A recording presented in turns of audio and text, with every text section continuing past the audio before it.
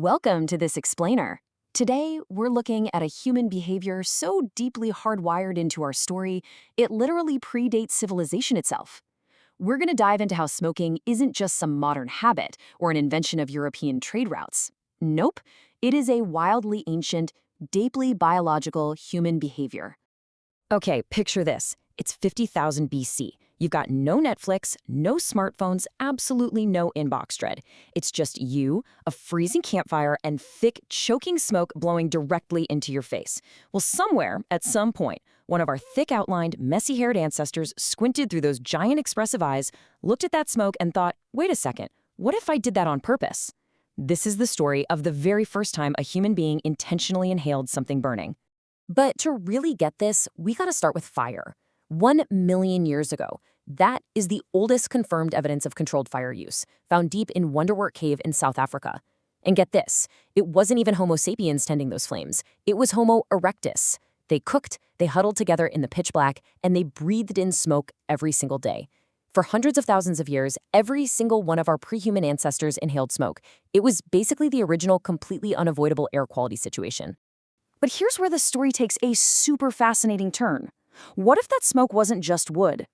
You see, when you burn organic matter, you don't just get water vapor and carbon dioxide. You get a whole cocktail of compounds. Researchers think that early humans hanging out in forested environments would have regularly burned psychoactive plants. Just imagine the hilarious trial and error here. You're sitting downwind of a burning cannabis bush, just trying to stay warm, and suddenly you are having a really unexpectedly fantastic evening.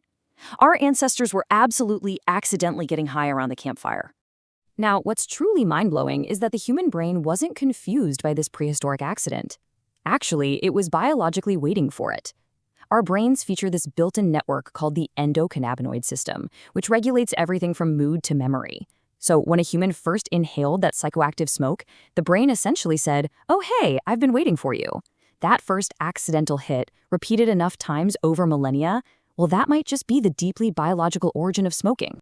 Section 6. Digging up ancient evidence. So, how exactly do we go from a lucky accident around a caveman fire to deliberate, intentional smoking?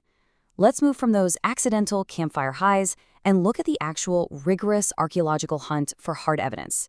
Because let me tell you, finding physical proof of organic stuff that usually just burns to ash or rots away, that is one heck of an archaeological mystery. Tracking these massive leaps means finding places where organic materials miraculously survived the test of time.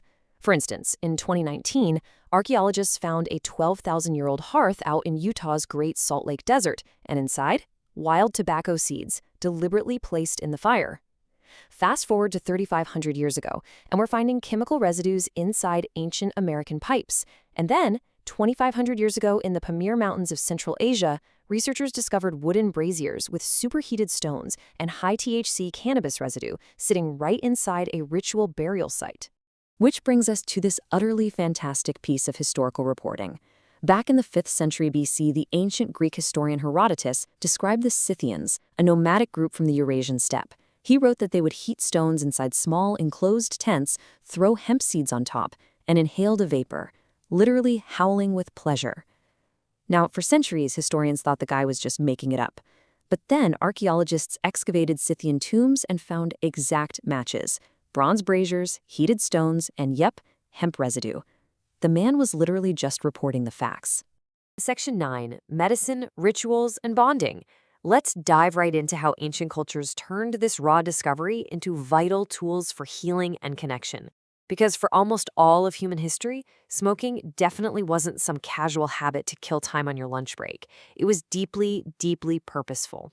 This perfectly illustrates the wildly counterintuitive reality of the ancient world. Ancient physicians were literally prescribing smoke inhalation to treat respiratory diseases. The Ebers papyrus from ancient Egypt, dating way back to 1550 BC, actually describes inhaling henbane smoke for throat and lung conditions. Over in ancient Greece, Hippocrates was using herbal vapor fumigation. And honestly, delivering medicine directly to the lungs via inhalation kind of makes a weird logical sense. I mean, it's the exact same delivery mechanism we use today with asthma inhalers, just, with a much rougher burning method. Let's zoom in on ancient India, over 3,000 years ago. They had this practice called dhumapana, which roughly translates to smoked drinking. And I really want to emphasize here, these weren't just folks casually improvising in the woods. This was a highly sophisticated, incredibly ritualized medical treatment. They used very specific plants for specific conditions, inhaled through pipes, all backed by centuries of medical refinement. In a world with zero antibiotics, if something worked even just a little bit, it immediately became an absolutely essential medical practice. But beyond the medicine, smoking had an incredible social function. Humans are deeply social animals, right? And for most of our evolutionary history, group cohesion was literally a matter of life and death. When a group of ancient humans sat around a fire in a closed space, breathing in smoke and collectively entering an altered state of mind, that was crucial social technology. It synchronized their neural activity, it deepened their trust, and it bonded tribes together so they could actually survive in a wildly dangerous prehistoric world. Section 13, the intoxication hypothesis. This universal drive to alter our consciousness brings us to a wildly fascinating anthropological theory. Why is this behavior so insanely consistent across the globe, whether it's smoke, fermented drinks, or psychedelic mushrooms? Well, researchers think the drive for altered states isn't just some cultural invention. They argue it's deeply, physically, biological. Back in the 1980s, UCLA psychopharmacologist Ronald Siegel proposed this game-changing idea called the intoxication hypothesis. He argued that the pursuit of intoxication is actually a fourth, fundamental embedded animal drive. It sits right alongside our absolute most basic survival needs: hunger, thirst, and sex. He's saying it's a biological imperative, not just a weird human quirk. And our source material highlights that this goes way, way beyond humans. The absurd comedy of animal intoxication is very real. You've got elephants deliberately seeking out fermented, boozy marula fruit, and my absolute personal favorite, Siberian reindeer eating hallucinogenic mushrooms. But wait, it gets crazier. They also drink the urine of other reindeer who ate those mushrooms because the psychoactive compounds pass through totally intact. Yes, we are talking about literal drug recycling in the animal kingdom. So if this drive is that old and crosses species lines, it makes total sense that early humans were intentionally smoking stuff long before they even figured out how to make a clay pot. Section 16, the extractive commercial takeover. Now, we do need to shift gears and talk about the really uncomfortable transition in this story. Because for thousands of years, particularly over in the Americas where tobacco is native, smoking was sacred. It was used to communicate with the spirit world, to bind treaties, to heal the sick. It was treated with absolute, undeniable reverence. But then came the modern commercialization that totally corrupted this ancient behavior. Let's map out how exactly this happened. In 1492, Columbus and his crew observed indigenous peoples inhaling smoke from glowing sticks, treating it like a divine messenger. But within just a few decades, European explorers entirely stripped tobacco of its thousands of years of Native American reverence. By the 1600s, it exploded into a global trade obsession. Come the 1900s, the industrial cigarette made it cheaper and vastly more addictive than ever before. And by the 1960s, you had massive, wealthy corporations mass marketing this stuff directly to youth. They took an ancient, sacred ritual and weaponized it into a cheap, mass-market product. The source material points out a massive moral chasm here. Just think about this comparison. On one side, you have an ancient shaman treating smoke as a divine channel, opening a sacred connection between the living and the spirit world with deep reverence. And contrast that with a 20th century tobacco executive, literally adding chemical compounds to make the nicotine hit harder, suppressing scientific evidence of cancer, and engineering addiction for extractive profit.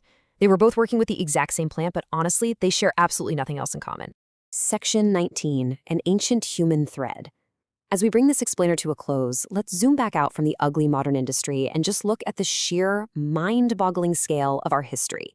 Despite all the technology, all the modern comforts that separate us from our cave-dwelling ancestors, there are thin, unbroken threads of continuity that run through 100,000 years of the human experience.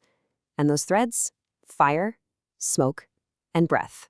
The behavior is incredibly ancient. The desire to alter our consciousness, to bond over a shared fire, it predates absolutely everything we know as civilization. So I'm going to leave you with this final thought. The next time you flip a modern light switch or catch a whiff of a crackling campfire on a cold night, will you recognize the million-year-old human thread you're breathing in?